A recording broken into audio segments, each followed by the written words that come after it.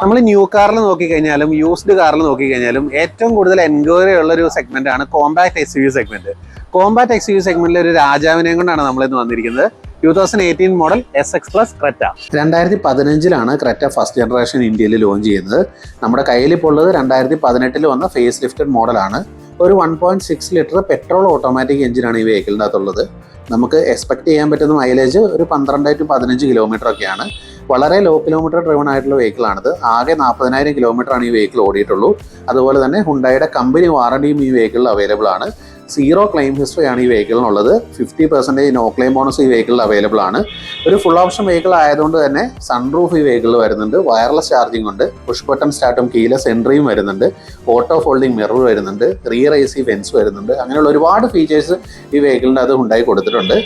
അപ്പോൾ ഇത്ര സ്പെഷ്യാലിറ്റീസ് ഉള്ള ഈ വെഹിക്കിളിന് നമ്മൾ ഓട്ടോകാർഡിൽ ആസ്ക് ചെയ്യുന്ന പ്രൈസ് 10.95 lakhs ആണ്. പ്രൈസ് നെഗോഷ്യബിൾ ആണ്. ഒരു 90% നമുക്ക് ലോണും അവൈലബിൾ ആണ്.